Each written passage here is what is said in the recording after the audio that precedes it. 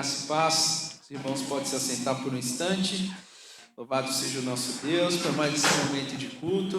Nós já tivemos aqui a escola bíblica dominical, nós estamos falando sobre fé e sexualidade. Está sendo um tempo muito bom, meus irmãos, ter uma visão daquilo que a palavra de Deus nos diz com respeito à sexualidade. Você que não esteve aqui, encorajo você a estar nas EBDs, porque nós estamos trabalhando assuntos oportunos, muito importantes, até mesmo para que a gente esteja preparado para dar razão da nossa fé quando a gente for interpelado por alguém que não professa fé em Cristo, ou até mesmo por aqueles que conhecem a Jesus Cristo e o têm como Senhor e Salvador das suas vidas.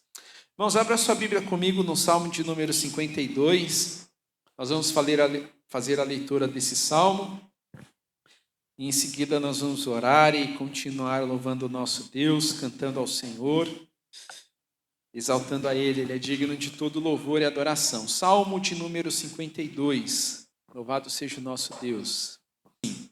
Por que você se gloria na maldade, ó homem poderoso? Pois a bondade de Deus dura para sempre. Com a língua você trama planos de destruição. Ela é como a navalha afiada, que só produz enganos. Você ama o mal mais do que o bem. Prefere mentir a falar a verdade. Você ama todas as palavras devoradoras, ó língua fraudulenta. Também Deus o destruirá para sempre. Ele o pegará e arrancará da tenda em que você habita e o extirpará da terra dos viventes. Os justos verão tudo isso, temerão e virão rir e vão rir dele, dizendo: eis o homem que não fazia de Deus a sua fortaleza, mas confiava na abundância dos seus próprios bens e se fortalecia na sua perversidade. Quanto a mim, porém, sou como uma oliveira verde na casa de Deus, confio na misericórdia de Deus para todo sempre. Sempre te louvarei, porque assim o fizeste, na presença dos teus fiéis. Esperarei no teu nome, porque é bom. Amém. Vamos orar ao nosso Deus. Senhor, nós te rendemos graças nessa manhã, pois o Senhor é bom, sua misericórdia dura para sempre. Louvamos ao Senhor por sua justiça, por sua bondade, pelo Deus maravilhoso que o Senhor é, por nos dar a sua palavra, por falar a sua palavra, Deus, em nosso idioma, de maneira que a gente possa entender. Obrigado por nos dar o Espírito Santo, que nos dá um entendimento a respeito daquilo que o Senhor deseja e requer de nós para que vivamos em obediência. Louvado seja o Senhor, a Deus, que não nos deixa no escuro, mas que nos dá o caminho, que nos dá, Senhor Jesus Cristo, o que precisamos para viver de maneira que o seu nome seja glorificado. Nós te louvamos pela salvação em Cristo Jesus, louvamos a ti, ó Deus, porque isso é plano do Senhor, e o Senhor não é homem para que minta, nem filho do homem para que se arrependa. Nós vivemos, ó Deus, o cumprimento da sua palavra, das suas promessas. Te agradecemos por sua bondade sobre nós. Deus amado, que o Senhor seja conosco, que o Senhor nos dê a sua direção e nos abençoe, em nome de Jesus. Amém. Abra sua Bíblia comigo, meus irmãos, no Salmo de número 51. Nós vamos ler o verso 1. Salmo 51, versículo 1. Momento que nós vamos a Deus como igreja.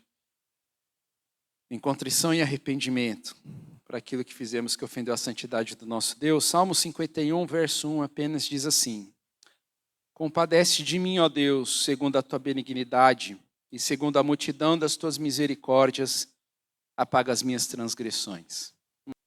Meus irmãos, abra sua Bíblia comigo no Salmo 119. Nós vamos ler dos versículos 17 ao 24. Salmo 119, dos versos 17 ao 24. Terceira letra do alfabeto hebraico, letra Gimel. E nós vamos fazer a leitura desse texto, desses 8 versos. Graças a Deus. Salmo 119, dos versos 17 a 24. Louvado seja Deus. Podemos ler? Bem, diz assim a palavra de Deus: sê generoso com teu servo para que eu viva e observe a tua palavra. Desvenda os meus olhos para que eu contemple as maravilhas da tua lei. Sou peregrino na terra, Não escondas de mim os teus mandamentos. Consumida está a minha alma por desejar incessantemente os teus juízos. Tu repreendes os soberbos, os malditos, que se desviam dos teus mandamentos. Tira de sobre mim os insultos e o desprezo, pois tenho guardado os teus testemunhos. Assentaram-se príncipes e falaram contra mim, mas o teu servo meditou nos teus decretos. Também os teus testemunhos são o meu prazer, são os meus conselheiros. Amém. Meus irmãos, se eu pudesse dar um título para a mensagem dessa manhã, seria O Peregrino. E a gente sabe que a vida do peregrino não é uma vida confortável. Quando a gente olha para o Evangelho não nos chama para uma vida confortável, não há uma promessa, enquanto peregrinarmos aqui, que a nossa vida será confortável. Começa, meus irmãos, por exemplo, quando Jesus chama-nos a negar a nós mesmos. E negar a nós mesmos, as nossas vontades, já não é uma tarefa confortável. Jesus também diz que a vida do peregrino, durante a sua peregrinação à cidade celestial, será marcada por perseguições. O peregrino vai ter que lidar consigo mesmo. Ele não é uma pessoa pronta, mas pode ser que venha a habitar em lugares difíceis. E esses lugares difíceis não necessariamente, meus irmãos, será porque serão lugares que não vai te atender de maneira que não vai ter um saneamento básico, não vai ter uma saúde em dia e assim por diante. Mas vai ser um lugar onde talvez pessoas não professem a mesma fé em Cristo Jesus. Entretanto, seja o que for, o Evangelho nos ensina o caminho da fidelidade, nos aponta ao caminho da eternidade. Olhando para o Salmo 119, dos versos 1 a 8, por exemplo, o salmista mostra para nós o ideal de Deus para a vida dos seus servos, que se resume na verdadeira felicidade. A verdadeira felicidade reside naqueles que pertencem, naqueles que amam a lei de Deus, naqueles que andam na lei do Senhor. Bem-aventurados são os irrepreensíveis na lei do Senhor, que dedicam suas vidas em andar de acordo com a vontade de Deus. E essa definição é o padrão de santidade e retidão. E o salmista diz que essa vida de obediência a Deus, da vida que se pauta pela palavra de Deus, é a vida do verdadeiro feliz. E é o alvo da jornada. E aqui nós temos um padrão elevado. Dos versos 9 a 16, o salmista mostra para nós como o homem pecador, como ele pode viver a sua vida de maneira que ele alcance esse ideal de Deus. E ele fala que ele guarda a palavra no coração para não pecar. Ele medita nos decretos de Deus e ele se deleita na palavra de Deus de maneira que ele está perseguindo esse ideal de Deus, que é essa vida bem-aventurada. E dos versos 9 a 16 a gente tem aí o que a gente pode chamar da armadura da jornada, da peregrinação enquanto vivemos aqui. Dos versos 1 a 8, o salmista nos mostra a beleza do caminho. E a gente não pode se esquecer que esse caminho que ele aponta nos conduz à cidade celestial. E dos versos 9 a 16, o salmista nos dá a bagagem para vivermos durante o nosso percurso nesse caminho. E no sermão de hoje, que se estende dos versos 17 a 24, o salmista mostra para nós o que o caminho reserva para o peregrino. O peregrino se depara com a realidade de um mundo que não lhe é propício e que ele, por fato de ele não se adequar, o que espera ele, meus irmãos, de certa maneira é o desprezo e os insultos. E ele começa aí nos versos 17 e 18, e ele está diante de Deus. E em sua oração ele está requisitando o favor divino. Ele pede que Deus seja para com ele generoso. E generoso nesse texto aponta para a recompensa, tratar abundantemente com algo, retribuir, amadurecer. Entretanto, o salmista não está pedindo a bondade de Deus porque ele está se saindo muito bem, porque ele está vivendo em obediência. Então, Senhor, me abençoe. É como se ele vivesse, não é como se ele estivesse aqui num ambiente de troca com o Senhor. Ele não pede a bondade de Deus para viver as coisas boas dessa terra e então ele viver agora em obediência ao Senhor. Agora que Deus me deu aquilo que eu tanto quis, então agora eu vou obedecer a esse Deus.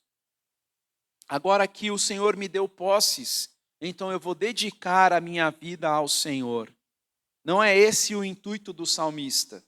O salmista não se coloca diante de Deus como alguém que se acha capaz em si mesmo. Ele mesmo se chama de servo. O texto mostra isso para nós, que é um título de humildade de alguém que está diante de outra pessoa que tem autoridade sobre ele. Ele se coloca em reverência diante do Senhor.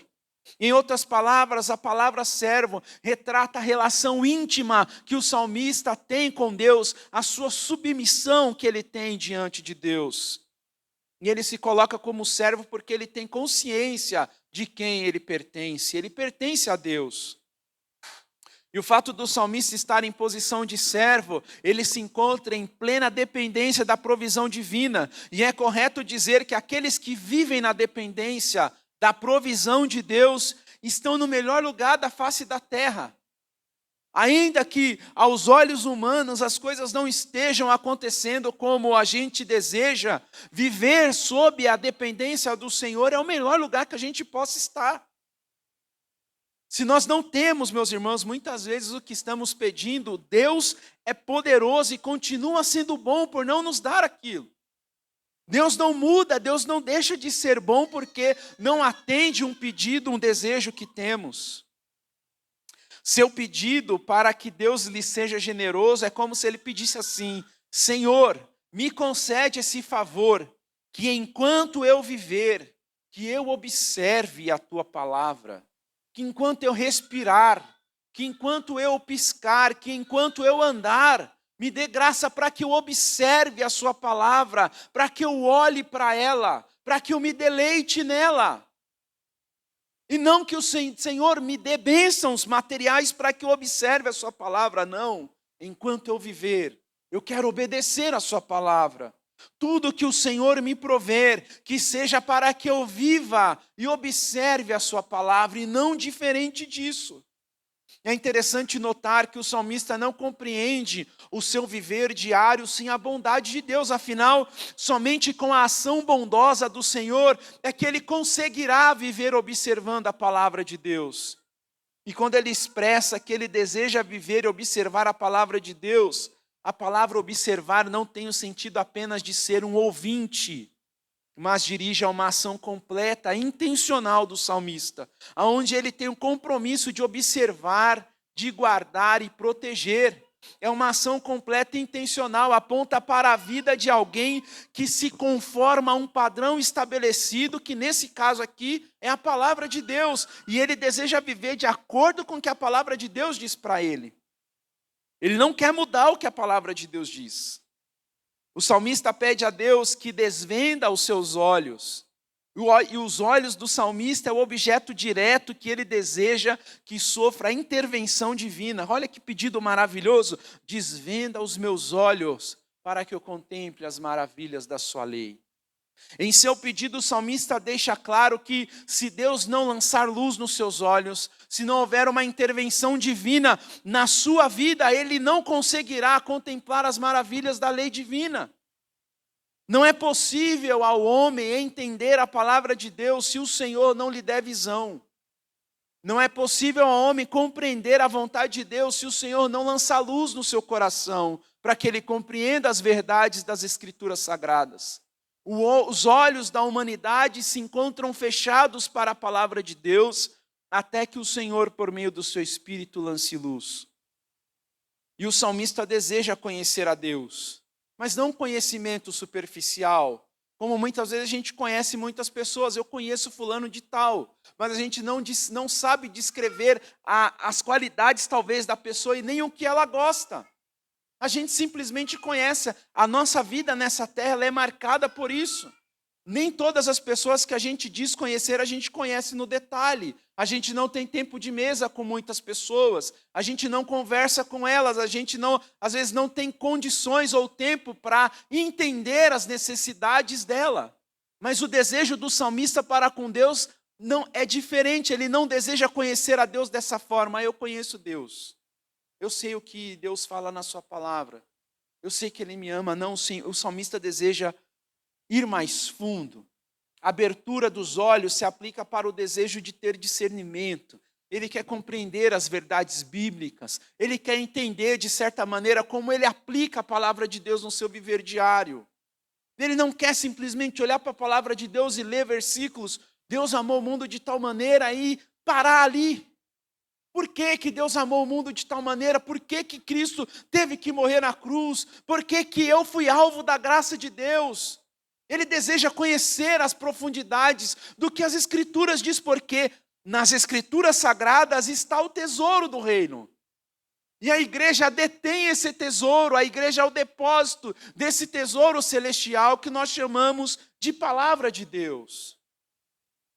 E ele deseja conhecer a palavra de Deus. Essa palavra, meus irmãos, revela a pessoa bendita de Jesus Cristo.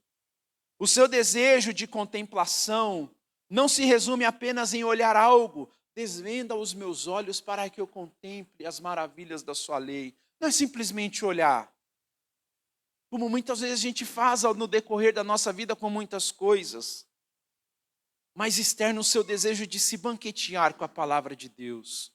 Aquele tipo de contemplação, meus irmãos, que quando a gente para, aquilo chama a nossa atenção e a gente passa a observar. E essa observação que a gente emprega aquele algo nos faz enxergar os detalhes, as minuciosidades, as qualidades que tem de certa maneira naquilo que nós nos colocamos a contemplar. E é esse tipo de olhar profundo que ele deseja que o Senhor abra os seus olhos para que ele veja.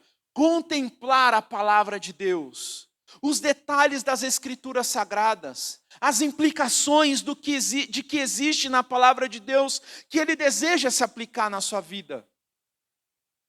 É isso que ele deseja, sair do superficial e conhecer os detalhes da palavra de Deus. A lei de Deus, meus irmãos, ela é maravilhosa. Nela está a vontade do Senhor. Quando passamos a contemplar as maravilhas da lei de Deus, quando a gente dedica tempo a entender o que o Senhor está falando na sua palavra, a sua instrução e o seu ensino, certamente todos nós seremos transformados por essa palavra. É uma transformação de dentro para fora. A nossa visão é corrigida, os nossos anseios são ajustados, o nosso desejo, eles são corrigidos a convergir para a palavra de Deus. Contemplar as Escrituras, meditar na palavra de Deus, dedicar tempo nas Escrituras sagradas. Certamente, fazendo isso, passaremos a amar o que Deus ama. Desejaremos o que o Senhor deseja para a humanidade. Faremos aquilo que o Senhor espera de nós. Um detalhe interessante é que o salmista pede a generosidade do Senhor para viver e observar a palavra de Deus. Ao mesmo tempo que ele pede a Deus, desvenda os seus olhos para contemplar as maravilhas da lei. Ele não deseja simplesmente ter as boas coisas aqui dessa terra. Ele não deseja ter posses para conhecer o mundo. Ele deseja ter as coisas, ou ele deseja ter vida para observar e contemplar a palavra de Deus. A palavra, meus irmãos, é a forma como Deus escolheu para se revelar ao seu povo. Se nós conhecemos a Deus é porque a palavra está no meu e no seu idioma. Se nós conhecemos a vontade de Deus é porque a palavra de Deus está ao nosso alcance. E a palavra de Deus, ela é Deus falando conosco. É a voz do soberano, do Criador de todas as coisas, daquele que reina em absoluto e que habita em luz inacessível, que está falando comigo e com você, seres humanos pecadores, que estavam mortos em delitos e pecados, e Deus desceu ao nosso nível, falou a nossa linguagem para que o entendêssemos o que Ele espera de nós, para que entendêssemos as suas promessas, para onde Ele nos está levando por meio de Jesus Cristo. Na palavra de Deus nós contemplamos e vemos a misericórdia divina. Imagine se o Senhor escondesse de nós a sua lei, a sua palavra. O que seria de nós? Aonde estaríamos nós? Sem as palavras de vida eterna do nosso Senhor e Salvador Jesus Cristo. Aqui, meus irmãos, a gente pode ver a condescendência divina e a misericórdia divina na pessoa de Cristo, por exemplo, em que ele se esvaziou da sua maravilhosa divindade, se fez homem e encarnou. Cristo é o verbo de Deus, em Cristo estão ocultos os tesouros da sabedoria e do conhecimento. Cristo é o fim da lei, Cristo é a palavra de Deus para nós. 2 Timóteo 3,16 diz que toda a Escritura é inspirada por Deus e útil para o ensino, para a repreensão, para a correção, para a educação na justiça. Essa é a palavra de Deus. É isso que devemos contemplar, é isso que devemos ansiar no nosso viver diário. A palavra de Deus, conhecer a palavra de Deus. Veja que ele, de certa maneira, ele declara como deve ser o caminho daquele que quer ser feliz, que é irrepreensível nos caminhos do Senhor. Ele traz a bagagem dos versículos antes daquilo que nós lemos aqui, do 9 a 16, e agora ele está como se ele estivesse na vida real, enfrentando as situações, lidando com coisas que a ele não são agradáveis. E ele está pedindo: Senhor, me dá a sua palavra. Senhor, abre os meus olhos para que eu veja a sua palavra. Porque ele está convivendo em um ambiente inóspito a ele. Ele está em um cenário totalmente contrário àquilo que ele vive, àquilo que ele vê na palavra de Deus. Ele fala no versículo 19: sou peregrino na terra. Não escondas de mim os teus mandamentos. Ele se vê como um peregrino, como um viajante. Ele não se sente como pertencente a este mundo. Por isso que ele está se identificando como peregrino. Ele se assemelha ao povo de Deus. E como peregrino, ele está em um lugar que não é a sua habitação própria. Não é o seu lar. E mesmo estando em um lugar diferente, totalmente contrário possivelmente ao que ele crê, ele não deseja aderir aos valores e padrões daquele lugar. Ele sabe que é peregrino e pede a Deus que não esconda os mandamentos dele. E aquele que vive como peregrino precisa discernir entre a boa criação de Deus e os sistemas de valores que se opõem a Deus. O mundo se opõe ao Senhor. O sistema de valor, o padrão desse mundo se opõe a Deus. E o salmista possivelmente estava nesse cenário. Todo peregrino, todo aquele que se coloca a viajar no caminho que o Senhor o colocar, meus irmãos, vai viver nessa tensão de que vai estar em um lugar que não lhe é próprio. Vai viver, vai conviver com determinado tipo de impiedade. Mas o desafio do crente é se manter firme. É preservar os valores, os princípios da palavra de Deus, mesmo que o mundo à sua volta esteja fazendo totalmente o contrário e passaram a normalizar coisas que Deus não aprova. Em um lugar que não lhe é familiar, o salmista está pedindo que o Senhor não esconda dele os mandamentos. E a palavra mandamento tem o sentido de uma direção autoritativa ou instrução para fazer algo por meio da fala ou da escrita. Nós sabemos que o meio pode influenciar e muitas vezes até mesmo mudar alguma coisa em nossa cosmovisão. Por isso faz todo sentido a gente clamar ao Senhor e pedir e desejar os comandos do Senhor, a autoridade da palavra de Deus.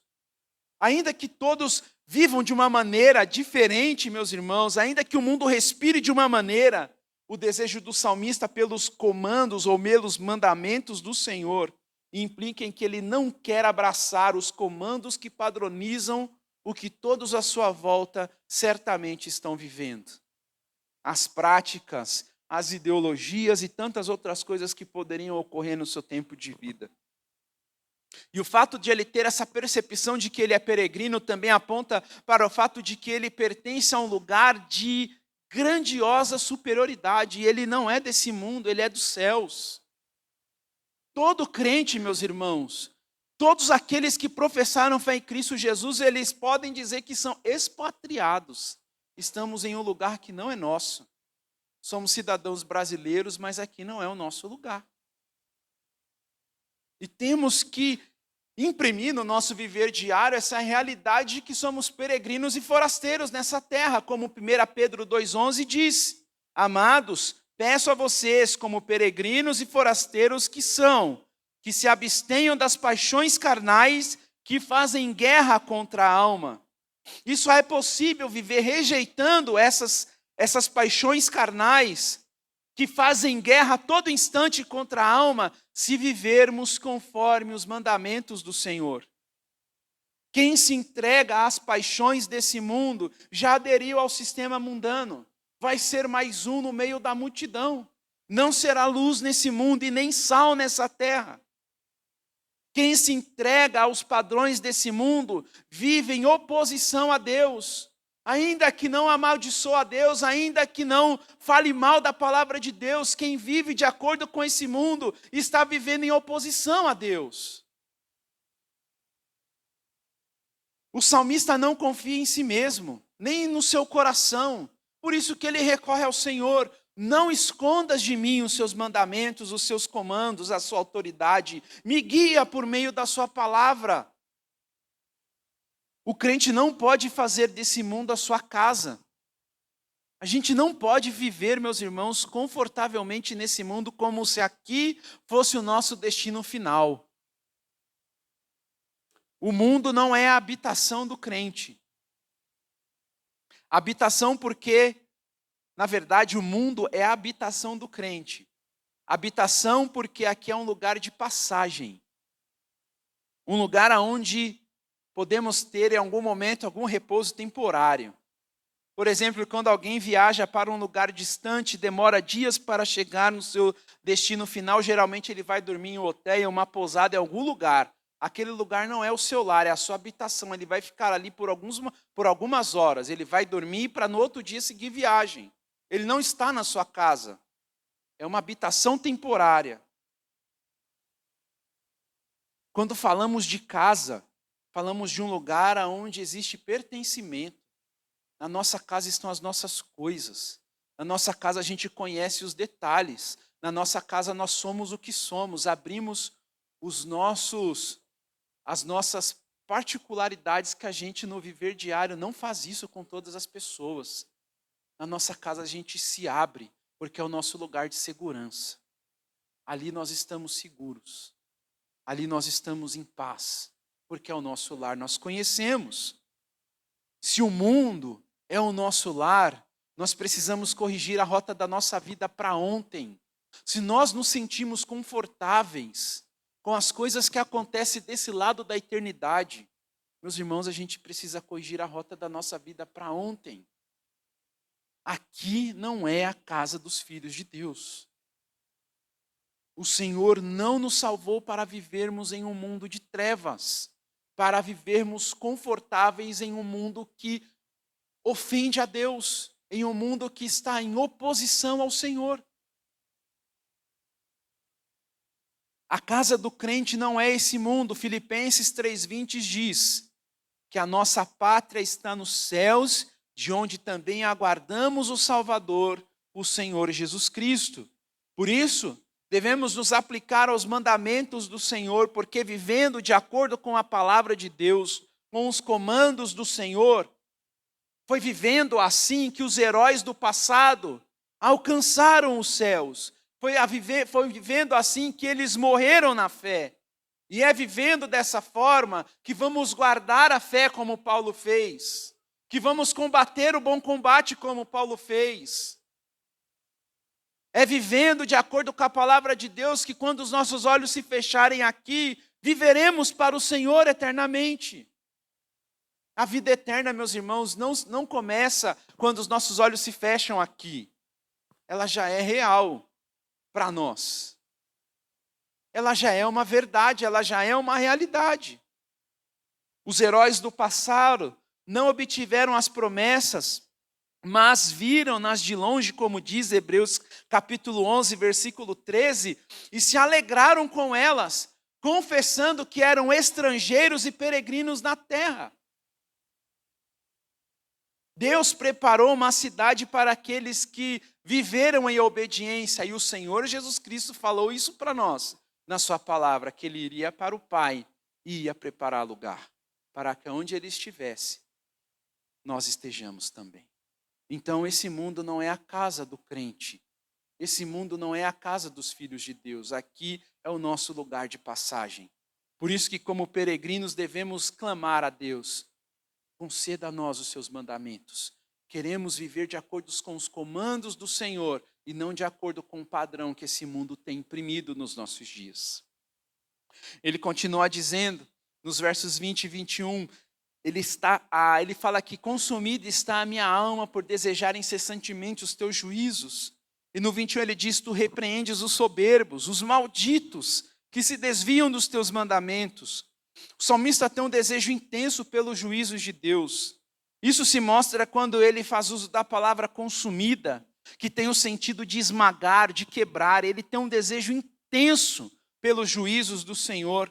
E esse desejo não acontece em algumas partes de sua vida, mas abrange o todo, quando ele diz que a alma dele está consumida por desejar incessantemente o juízo de Deus. Ele está falando do todo, de tudo que faz parte da sua vida. Ele não deseja os juízos de Deus em partes da sua vida, em momentos da sua vida, mas é o todo da sua vida. E é interessante destacar que com essas palavras, o salmista deixa claro, quando ele fala que a alma dele está consumida por desejar os juízos de Deus, ele está dizendo aqui que toda a sua pessoa, todo o seu intelecto, as suas emoções, toda a sua vontade, todo o seu corpo, a sua vida, o seu respirar, a sua existência está orientada para Deus.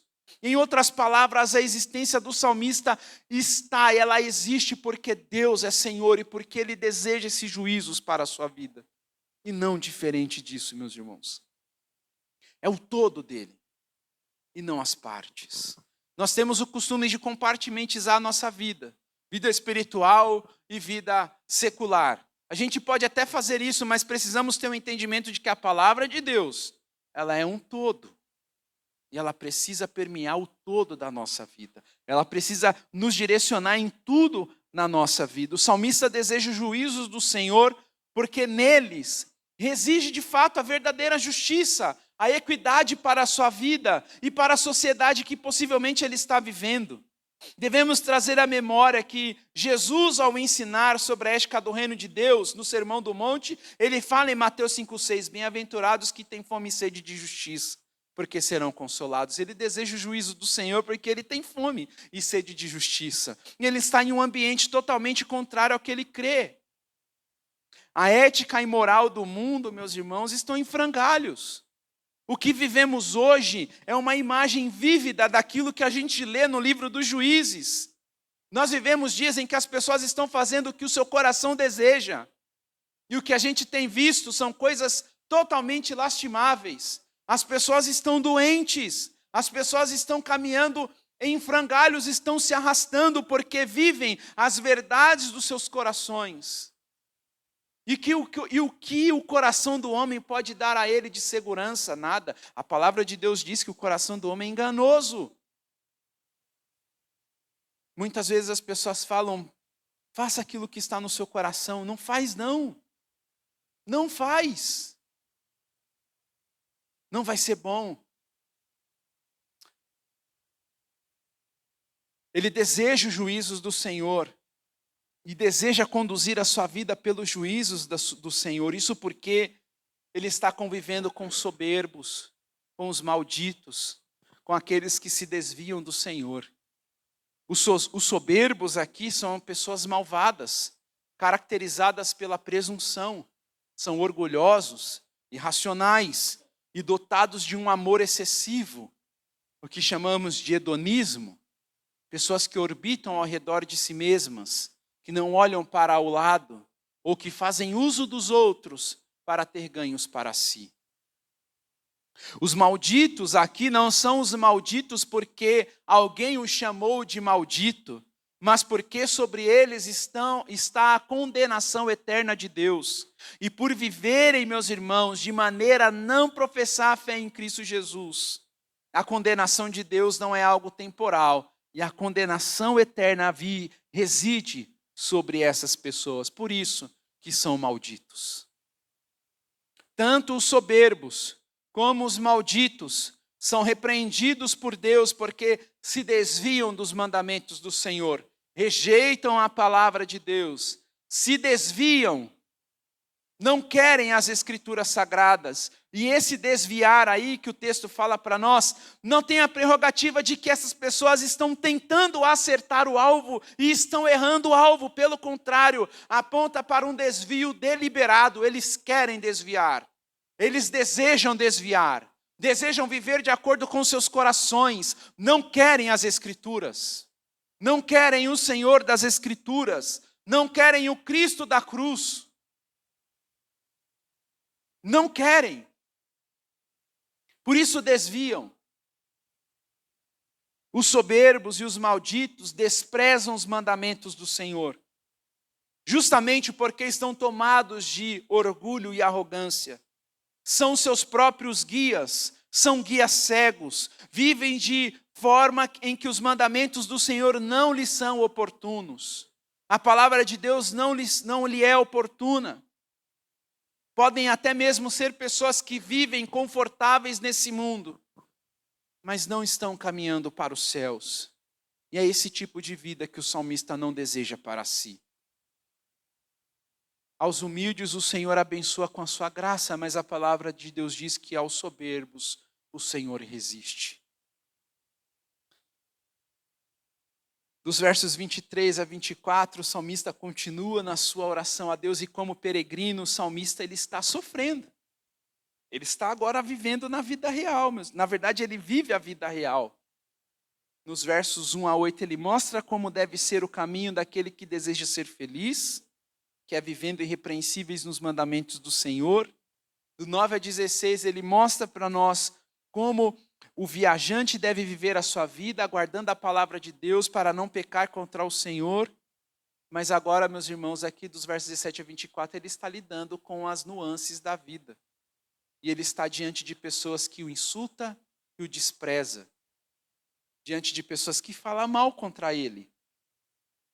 E ele está sofrendo por causa disso. Isso lhe incomoda, por assim dizer. E claro que vai incomodar, ele não está em casa. Ele não está em um lugar que não lhe é propício. O lugar é totalmente inóspito para ele.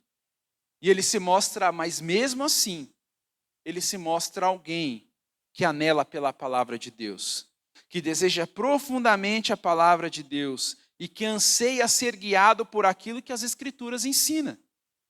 Em sua vida diante de Deus, e por não querer ser semelhante àqueles que não amam a palavra de Deus, certamente o que esses que rejeitam a palavra de Deus pode fazer contra ele, que deseja ser fiel, é insultá-lo e desprezá-lo.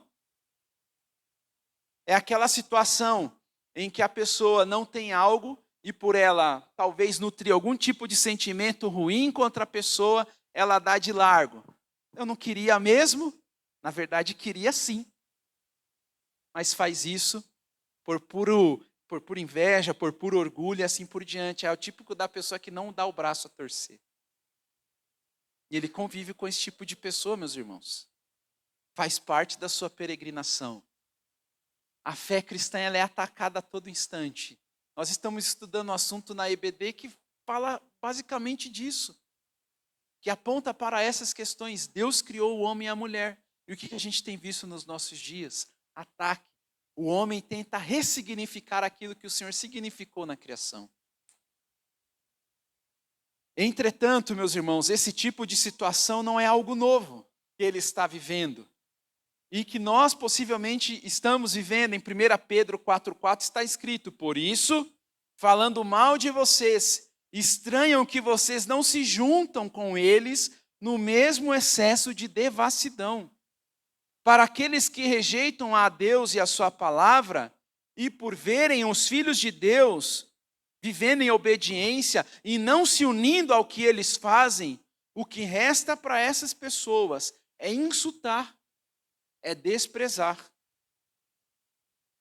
é falar mal, é de alguma forma trazer difamação para aqueles que querem viver e desejam viver de maneira fiel ao Senhor.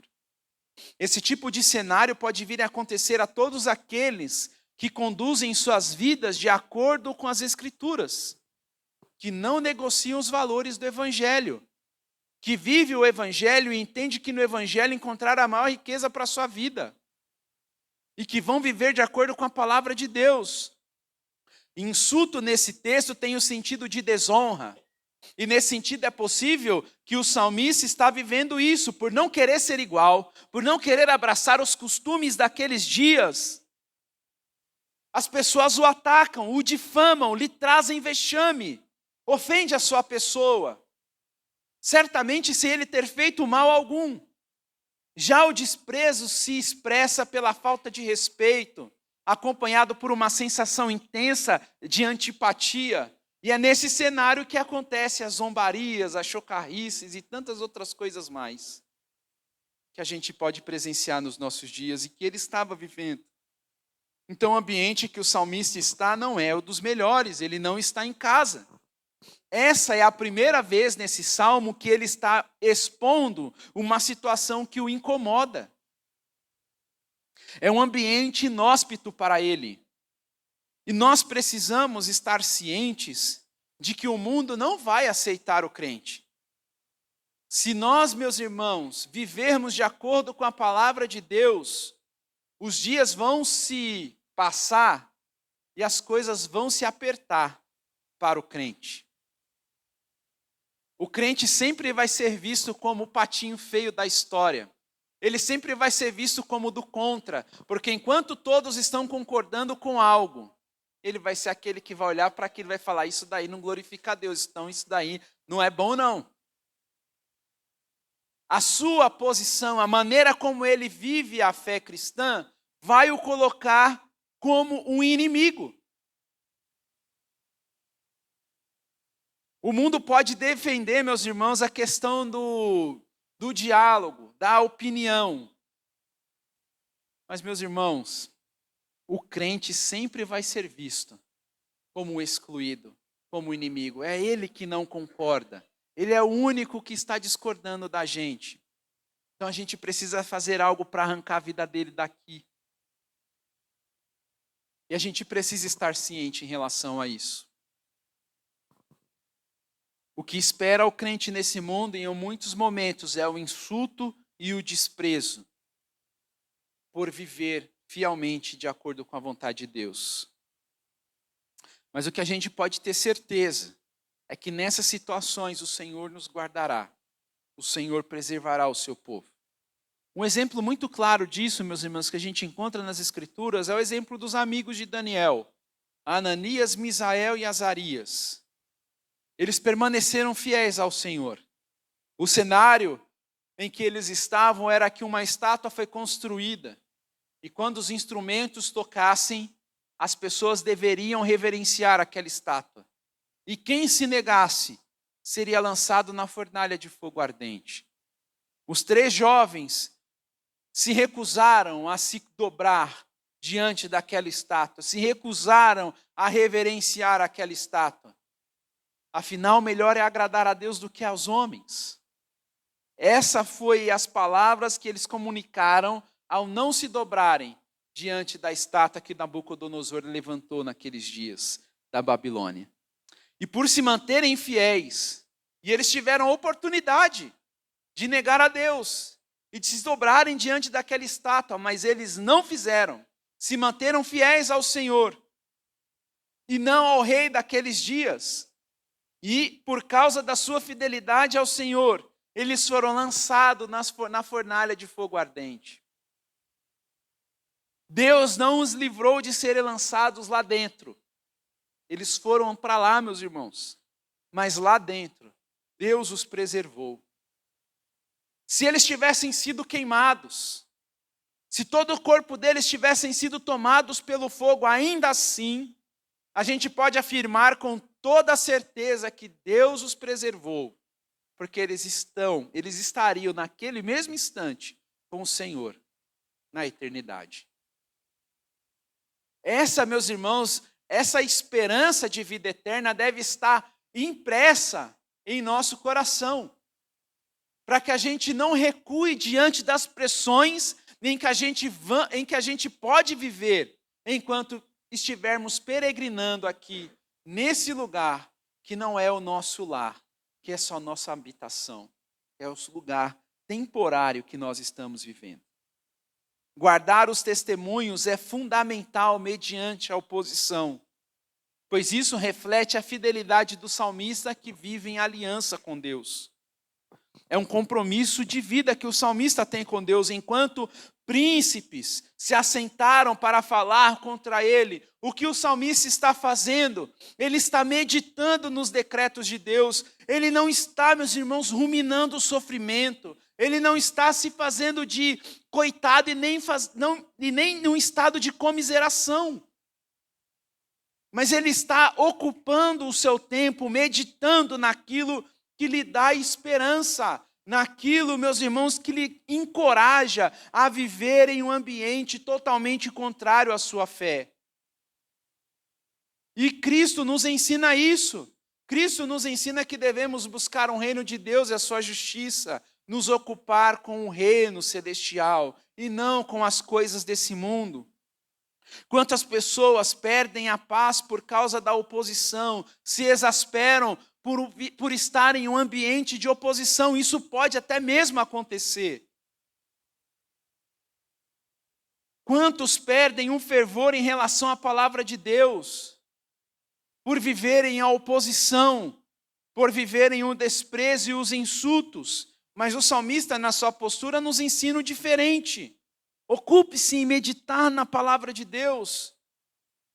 Devemos aumentar o fervor para com Deus e isso deve, meus irmãos, crescer à medida em que essas coisas possam acontecer para conosco. À medida que os homens, de alguma maneira, podem se comportar de maneira maldosa, insultando, falando mal, desprezando e assim por diante. Todas essas coisas, meus irmãos, devem nos levar ainda mais a desejar o Senhor e a sua palavra. A igreja não pode recuar porque ela é ameaçada, afrontada, maltratada, entre outras coisas. Pelo contrário, isso pode nos atingir, sem dúvidas, mas isso deve nos dirigir a Deus e a desejar ainda mais o Senhor e a sua palavra.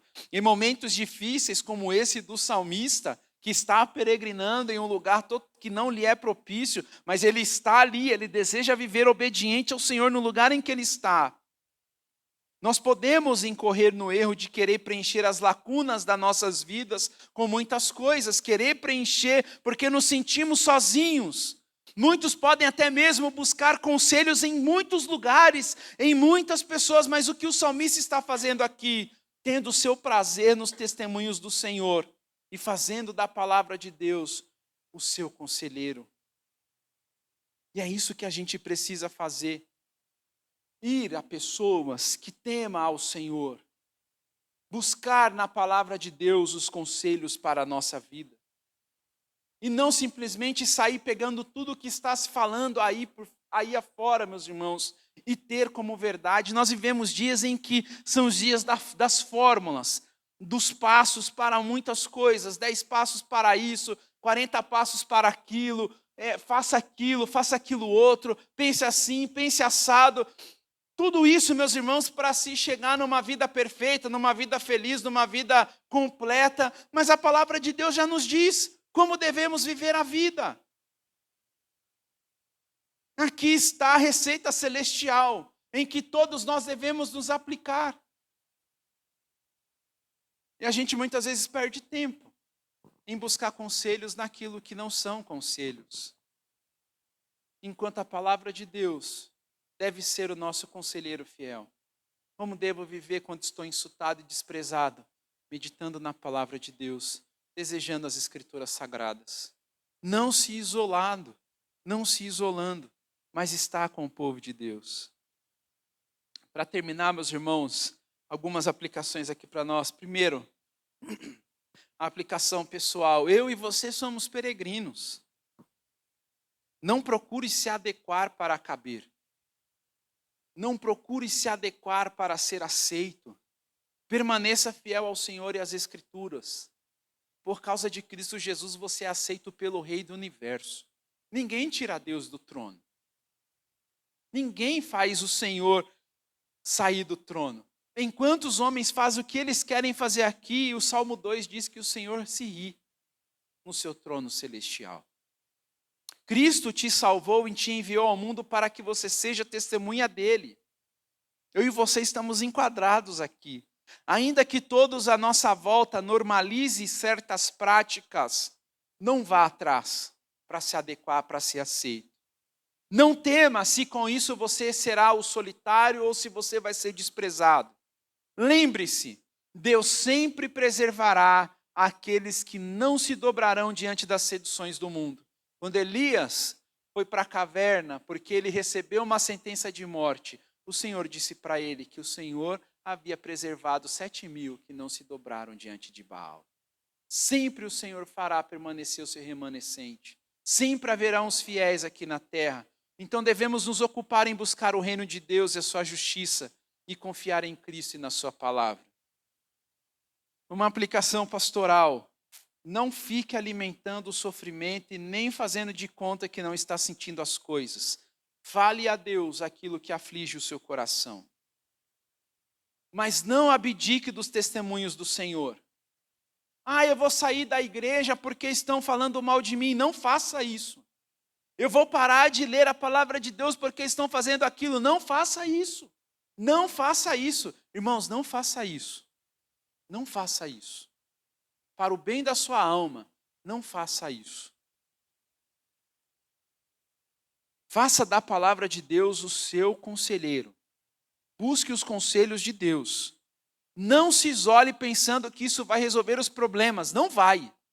Se você se isolar, eles vão aumentar. Se você se isolar, você vai se encasular. Isso vai ser pior para você. Não se isole.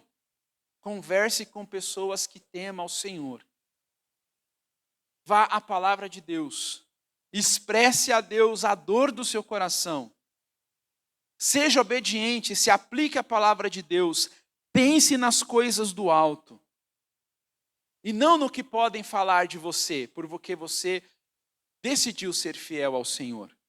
Preocupe-se em ser fiel a Deus. No final da sua vida, você vai comparecer diante do Senhor.